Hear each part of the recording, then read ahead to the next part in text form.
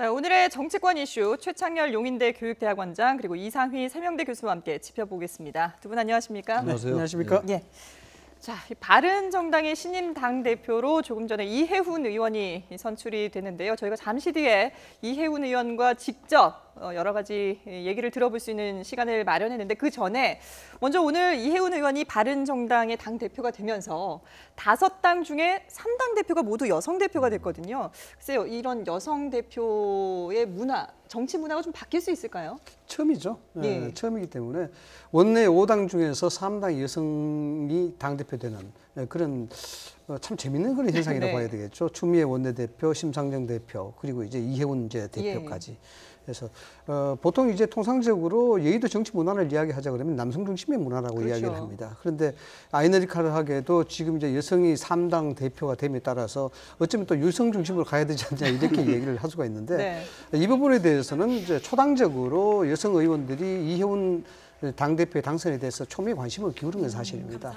초당 모임인 그 여성 중진 모임이 있어요. 여정회라고 있는데 거기에 이제 의원들도 이번에 이해훈 의원이 여성으로서 당대표가 되게 된다면 여성이 보여주는 포용, 배려, 소통 이런 것들의 리더십을 보여줄 것이다. 이렇게 네. 이제 관심을 기울였고 또 이해훈 의원도 뭐 방송에 나와서 그런 얘기를 했어요. 남성 중심의 여의도 문화가 내가 당대표가 되면은 이것을 좀 당길 수 있는 아주 좋은 계기가 될 것이다. 예. 이러한 것이 가능하게 된 것은 심상정 대표의 공헌도 크다라고 이야기했어요. 지난 대선 당시에서 여성으로 보여주는 여성 정치적 한계를 극복시킨 그런 것들이 오늘날 이런 토대를 만들어주게 되는 또 계기가 될 수 있다. 이렇게 또 평가를 했기 때문에 뭐 재미있는 그런 현상이라고 볼 수가 있습니다. 예. 네. 최창렬 교수님은 어떻게 평가를 하세요? 저는 뭐 예. 다른 측면에서 좀 말씀드려보면 네. 지금의 정당 체제가 5당 체제잖아요. 그렇죠. 이 5당 체제의 의미는 사실은 다당 체제라는 데 의미가 있어요.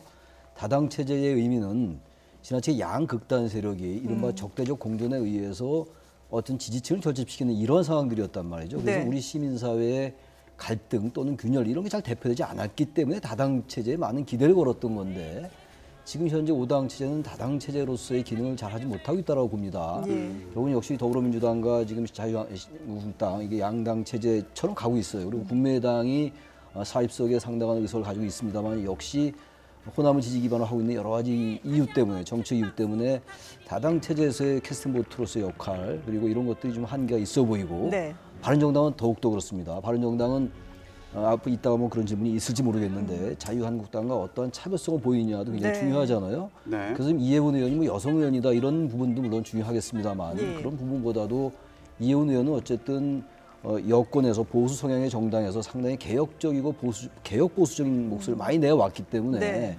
바른정당이 지금까지 문재인 정부 출범 이후에 존재감을 잘 보이지 못했어요. 아주 어중간한 태도를 보였던 게 사실이었는데 이해훈 의원이 뭐 지역구도 서초 갑이고 또 그동안 보여준 여러 가지 좀 개혁적인 모습들 이런 부분들에 대해서 뭔가 다당 체제에서의 새로운 역할 같은 거, 이런 것들을 기대해 볼 수 있다라고 생각을 합니다. 예. 자, 그럼 앞으로 어떤 역할을 할지 직접 이해훈 의원에게 들어보도록 하겠습니다.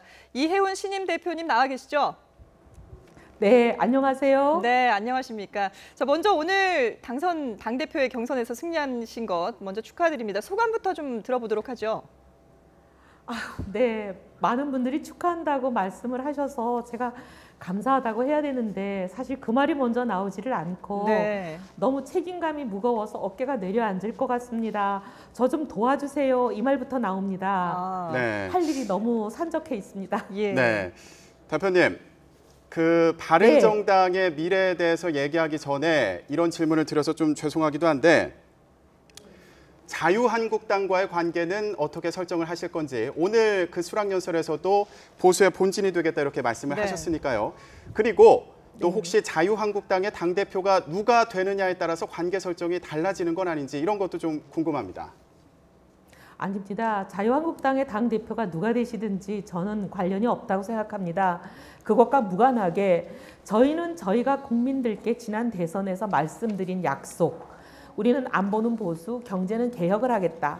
우리는 이 개혁 보수의 정체성을 말씀드렸고 그것을 믿고 저에게 주신 너희들의 그 담대한 가치 정치를 우리가 존중한다. 그 길을 꿋꿋이 가라. 라고 말씀하시고 그 소중한 표를 주신 국민들과의 약속을 지키기 위해서 개혁의 길을 어렵지만 가겠습니다. 예. 저희가 이 길을 계속 갈 때 국민들께서도 저희를 믿어주시고 결국 너희들이 보수의 미래다. 너희들이 잘 되어야 보수도 잘 되고 대한민국도 균형되게 발전할 수 있겠다. 이렇게 신뢰해 주실 줄을 믿습니다. 예, 앞서서 해야 할 일이 너무 많아서 어깨가 무겁다라고 말씀을 하셨는데 이게 아마 그 자유한국당과의 관계도 포함되는 게 아닐까 싶은데 대표님이 보시기에 지금 바른정당이 가장 우선적으로 해결해야 할 과제가 뭐라고 보십니까? 사실 뭐 왕도가 모든 길이 로마로 통하는 것처럼 지금 저희 정당의 모든 이 문제는 지지율이 만병통치약이라고 봅니다. 예. 국민들께서 저희를 인정해 주시고 사랑을 주시는 이 지지율을 올리면 뭐 당내 화합이든 자유당과의 문제에 있어서 우리가 주도권을 잡는 문제든 그다음에 20석이 되는 이 의석의 문제가 의원이 불안하는 문제든 모든 것이 다 해결이 된다고 봅니다. 지지율 올리는 게 제일 급선무죠. 지지율을 올릴 수 있는 방법이 뭐가 있을까요? 저는 이제 국민들께 저희가 그동안 개혁 보수의 길을 선명하게 보여드리지 못했다고 감히 말씀드릴 수 있습니다. 예. 저희가 18세 선거연령 인하도 그랬고 그다음에 국정교과서 문제도 그랬고 저희가 개혁 보수라고 말씀은 드리면서도 우왕좌왕한 측면이 없지 않았거든요. 이제 이 신임 지도부 저희 5명은 상당히 개혁적인 목소리를 가진 젊은 정치인들입니다. 저희가 똘똘 뭉쳐서 무엇이 개혁인지 예. 정확하게 보여드리겠습니다. 그리고 과거 낡은 보수들처럼 무조건 반대를 위한 반대를 하면서 사사건건 발목을 잡는 그런 정치 안 하겠습니다. 우리가 보수의 정체성에 비추어서 도저히 이것만은 안 되겠다고 하는 탑 1, 2, 3 정도 선택과 집중으로 딱 정해서 그것은 저희가 결연히 막아서겠지만 나머지는 지금 국민들께서 국정이 거의 10개월 정도 중단됐다가 이제 대한민국이 날아오르려고 하니까 얼마나 기대감이 크십니까? 네. 그리고 또 인수위도 없이 출범한 정부에 대해서 관대함이 정말 유례가 없을 정도로 크거든요. 이런 정부에 대해서 저희가 도저히 안 되는 거 몇 가지 말고는 그냥 협력하고 대한민국을 위해서 과감히 협력할 건 협력하려고 합니다. 예. 네.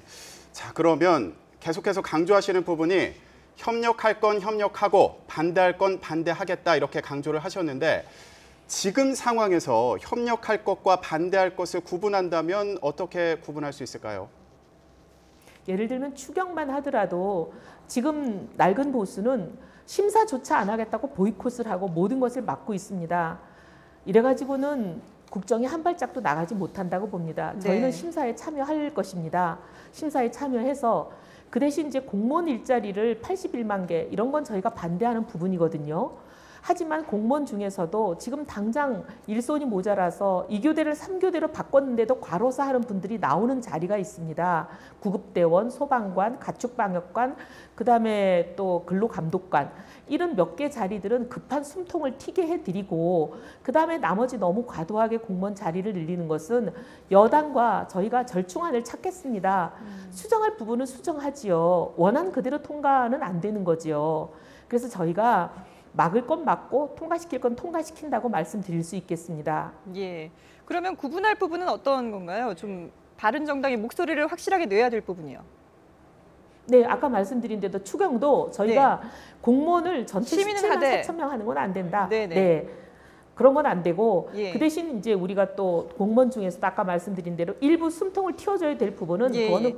과감하게 도와드리겠다. 알겠습니다. 네, 그 대표님 지금 추경안에 네. 대해서만 말씀을 네. 하셨는데 자, 앞서 네, 예를 인사청문회 들어서 과정에서도 말씀드린 거죠. 대표님은 인사청문회 그렇죠. 보이콧은 거부를 하셨습니다.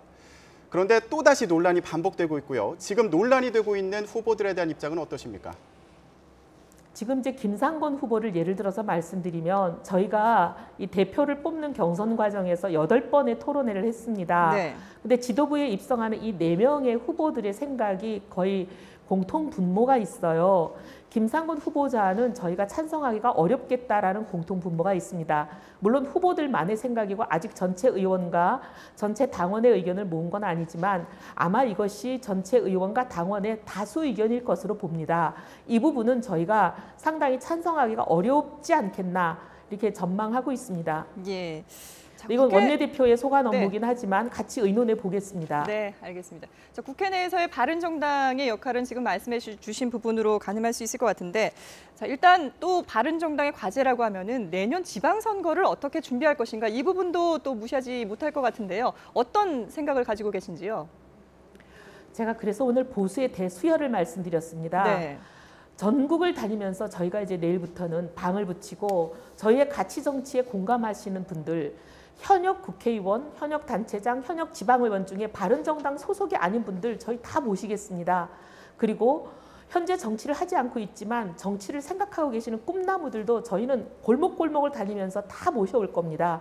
그래서 구름 같은 인재를 모셔서 저희가 지방선거에도 전진 배치를 하고 예. 저희는 지방선거에 상당한 승산이 있다고 봅니다. 그래서 국민들께서 지방선거 때쯤 되면 저희의 가치 정치를 인정하시고 신뢰하시고 지지율도 지금과 비교할 수 없을 정도로 일치월장에 있을 것이라고 믿습니다. 네. 혹시 지금 염두에 두고 계신 인물이 있으신가요? 네, 있지만 지금 방송이라 말씀드리지는 않고 직접적으로 성사되면 거론하기 힘드시다. 발표하겠습니다. 예.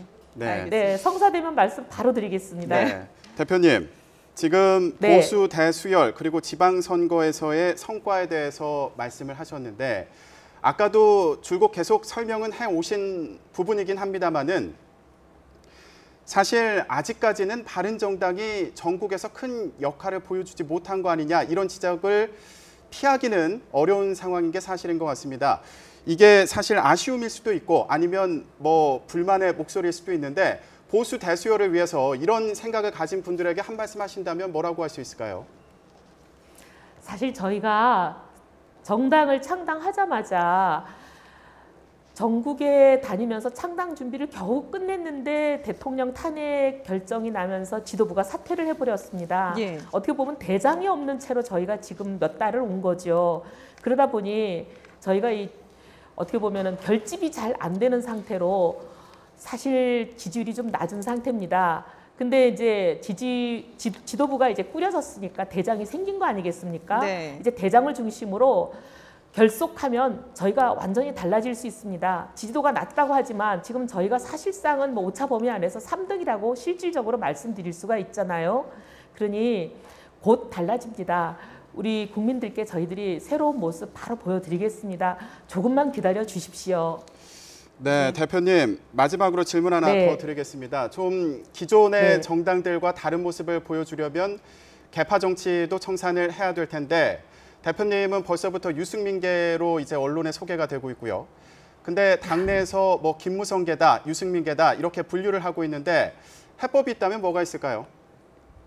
언론들이 그런 분류 안 하시는 게 해법입니다. 제가 유승민 의원하고 뭐 30년 가까이 개인적으로 인연이 있는 건 사실이지만 정치하면서 누구 개파 나누고 그러지는 않습니다.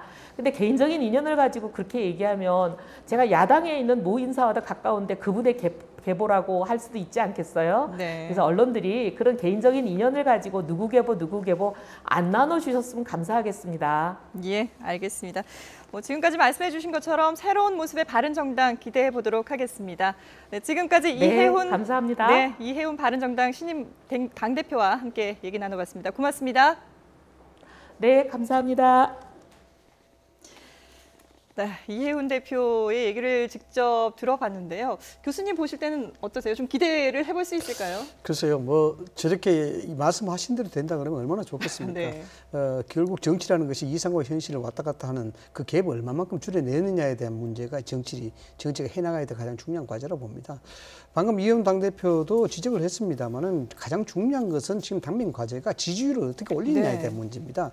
그리고 그 지지율을 기반으로 해서 보수 적통에 대한 경쟁에서 한국당과의 경쟁에서 누가 살아남을 것이냐 이 부분이거든요. 이 부분이 완결이 돼야만이 소위 이야기하는 따뜻한 계획의 기치 이 부분을 완성시킬 수 있다는 부분입니다. 지금 당 지지율이 전국 상황에서 영향을 발휘하지 못할 정도로 미미한 숫자에 있으니까 이걸 예. 올려야 되는데 이 부분에 대한 그 해법, 이 해법 자체를 이제 외연 확장이라든가 보수에 대한 계획적 가치의 아젠다 개발 그리고 발목을 잡는 그런 어떤 낡은 보수 형태 이런 것들을 이제 버리겠다라고 이야기를 하는 것 아니겠습니까? 좀 더 지켜봐야 될 그런 일이라고 봅니다. 예. 네, 원장님 보실 때는 지지율을 일단 올려야 될 텐데 어떤 방안이 있을까요? 저는 지나치게 보수 적자 이런 데 구애받을 필요 없을 것 같아요. 보수 개혁적 보수를 지향한다라는 얘기를 하고 있는 건데 예. 바른정당이 창당될 때 말이죠. 올 연초였죠. 그때 많은 국민들이 기대를 걸었던 부분들은 기존의 새누리당에서 보여주지 못했던 새로운 보수의 역할이었는데 그 새로운 보수 개혁이라는 건요. 지나치게 이념적으로 뭐 보수는 안 보는 보수다. 경제는 진보다 이렇게 가져갈 필요가 없이 보다 개혁적인 목소리를 내고 보다 전 어떤 면에서 볼 때 보다 진보 쪽으로 다가올 때 전 바른정당에게 어떤 활로가 열릴 것 같아요. 지나치게 경북 TK 지역의 지지를 의식해서 특히 내년 지방선거 때문에 그럼 여전히 자유한국당의 어떤 그런 부분들을 가져오지 못할 것 같아요. 좀 그래서 보수를 지향하되 보다 개혁적이고 이 시대에 맞는 가치를 지향한다면 아까 가치 정치를 계속 네. 얘기를 하더라고요. 이해훈 대표가. 저는 방향을 잘 잡은 거라고 생각을 합니다. 그래서 어떠한 가치가 이 시대가 요구하는 것인가를 볼 때 그것을 너무 보수다 진보다라는 잣대로 보지 말고 그렇다면 그것이 진보라 하더라도 과감하게 추진하고 정부가 추진하는 거 과감하게 협조할 때 그럴 때 바른정당을 지지하는 그러한 나름의 정체성을 갖는 지지층이 확립되지 않을 거라고 생각을 합니다. 네. 예. 자, 바른정당 얘기를 해봤는데 지금 국회에서는 추경안과 관련된 논의가 진행이 되고 있습니다. 영상으로 먼저 만나보시죠.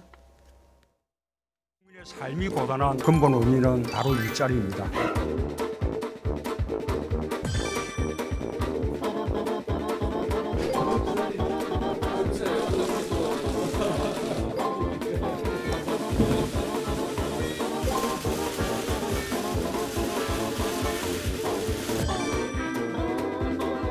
공무원을 이렇게 뽑아서 결과적으로는 일시적인 게 아니고 공무원 한 번 뽑으면 30년씩 가지 않습니까? 30년씩 가지 않습니까? 야당들은 이 공무원 증원하는 방식에 대해서 굉장히 이견이 있어서 반대가 좀 큽니다. 자리를 위한 자리를 만드는 그러한 세금을 가지고 공무원을 지원하는 것은 좀 곤란하다.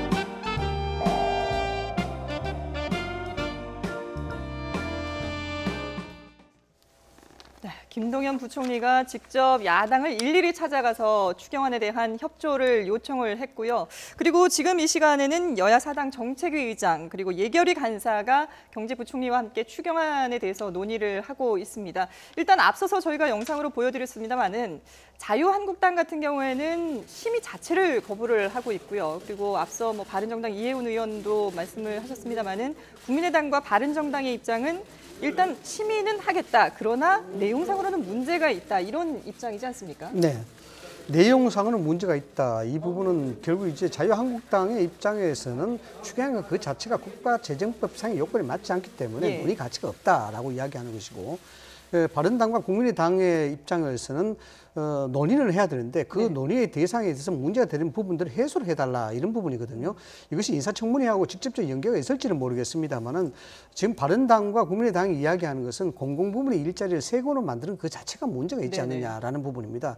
좀 더 세밀하게 보자 그러면은 국가재정법상의 일종의 그것이 예산으로 본 예산이 편성이 돼야 되는데 이걸 추경으로 한다는 자체가 경지성 예산으로 하게 되면은 향후 30-40년간은 꼼짝없이 묶여야 되는 그런 예산이다. 이걸 가지고 좀 더 면밀하고 컨센서스 없이 이걸 그대로 할 수 있겠느냐라는 문제입니다. 그래서 지금 김동연 부총리라든가 정부 쪽에 요구하는 부분들이 이 부분에 대해서 추경안에 대한 개정안이라든가 또는 여기에 대해서 공무원 일자리 부분 늘리는 부분에 대해서 심의에 들어가 가지고 추경안 통과할 수 있을 만큼의 명분으로 달라 이걸 지금 요구하고 있는 부분이죠. 네.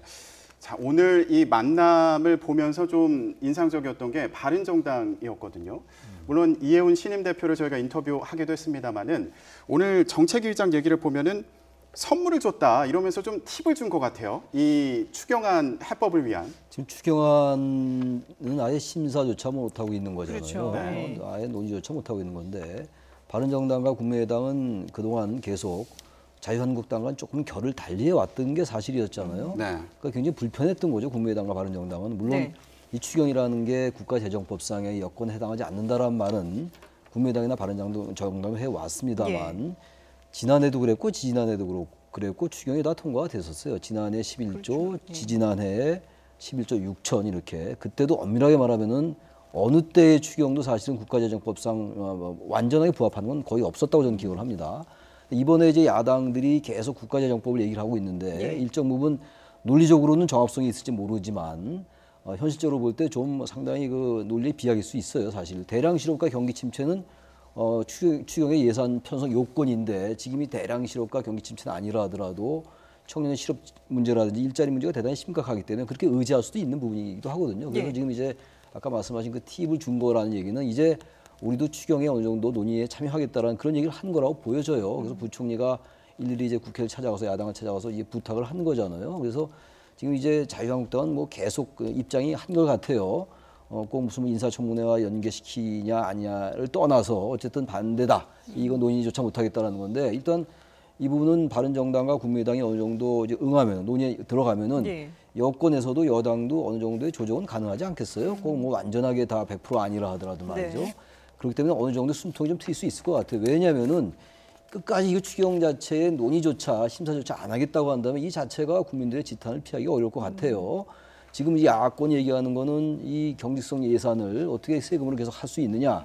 올해는 예산이 80억밖에 반영이 안 되는데 그럼 내년 후년은 다 어떻게 할 거냐 이런 예. 얘기를 하고 있어요.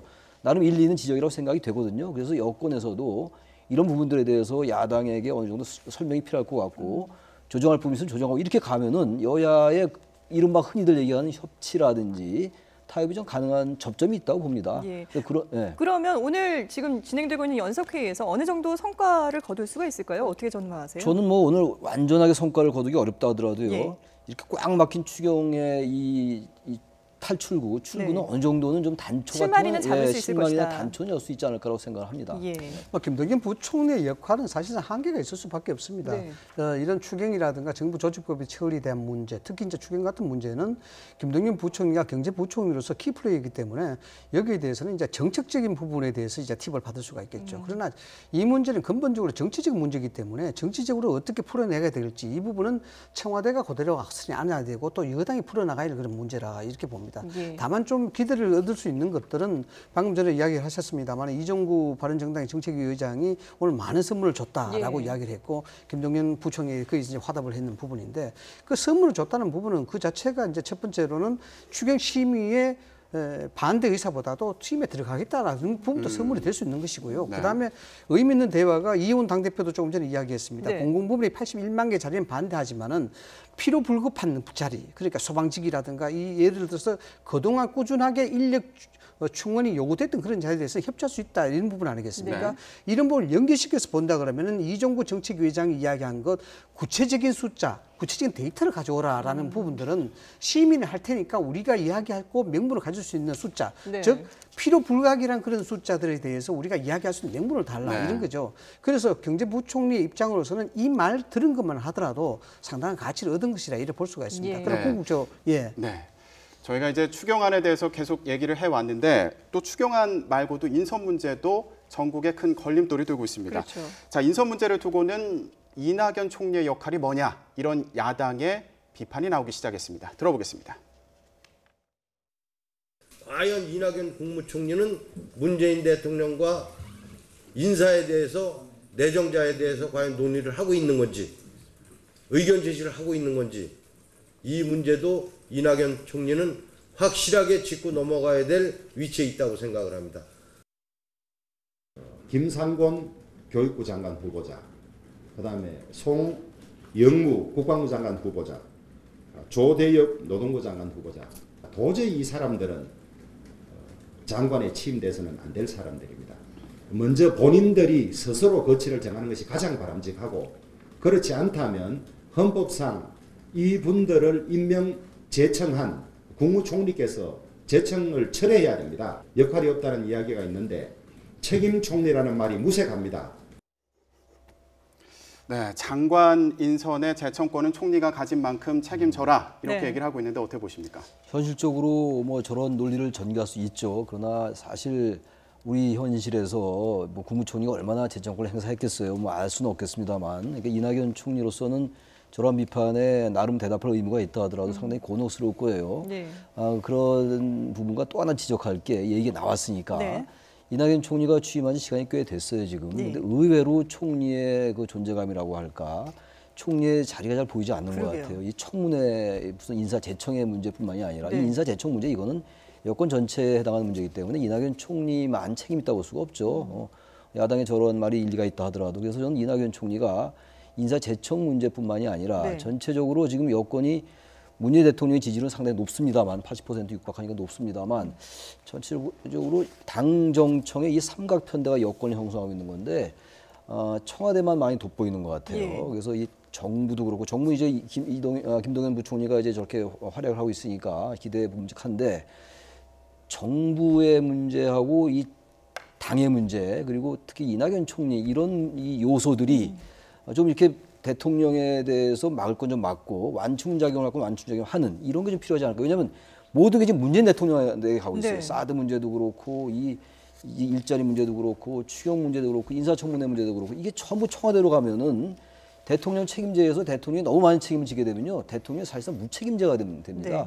그래서 총리가 좀 이제라도 좀 나서야 될 것 같고 야당의 저런 지적에 응답한다는 의미에서 나서야 되고 당도 보다 더 적극적으로 나설 필요가 있다. 그래서 여권이 당정청이 뭔가 같이 조화를 이루는 이러한 게 좀 필요한데 그런 것도 좀 약해 보인다라는 지적을 좀 하고 싶습니다. 야당 측면에서는 굉장히 아픈 구석을 건든 겁니다. 이낙연 총리에 대해서. 이 부분은 인사청문회에 대한 문제를 에둘러서 포괄적으로 표현해서 이제 부정적으로 표시하는 그런 동시에 호남 정서를 한번 쿡 찔러보는 거예요. 호남 정서를 기반으로 해서 총리를 뽑아놨는데 결국 허수아비지 않느냐. 이런 어떤 정치적인 메시지를 던져주는 것이라 봐야 되고요. 이 흔히 뭐 책임 총리라고 이야기합니다만 책임 총리는 우리나라 헌법상에 사실상 배치되는 부분이 큽니다. 왜냐 그러면은 명시적인 부분이 돼야 되고 선언적인 부분이 돼야 되는데 네. 명시적으로 본다 그러면은 임명제청권에다 해임 건의안이 헌법상에 있으면서도 불구하고 또 내용 내에서는 대통령 명을 받아 내각이 통화를 해야 되는데 이 부분이 있거든요. 그렇기 때문에 책임 총리가 선언적으로는 가능할지 몰라도 명시적으로는 안 되는 것이 우리나라 헌법 구조입니다. 예. 뭐 야당에서는 이낙연 총리에 대한 공세뿐만 아니라 자유한국당에서는 본격적으로 공세를 시작한다는 분위기인데요. 오늘 회의에서 정우택 원내대표 자리에서 일어나기까지 했습니다. 직접 보시죠. 저희가 지금 걱정하는 것은 소위 좌파 파퓰리즘에 젖어 있는 지금 세금으로 공무원 수를 늘리고 일회성, 알바, 추경을 편성을 해서 며칠 전에 더불어민주당의 추미애 대표께서도 동참을 해주셨는데 그에 대한 화답으로 저도 육행시를 지어보려고 합니다. 더 이상은 안 됩니다.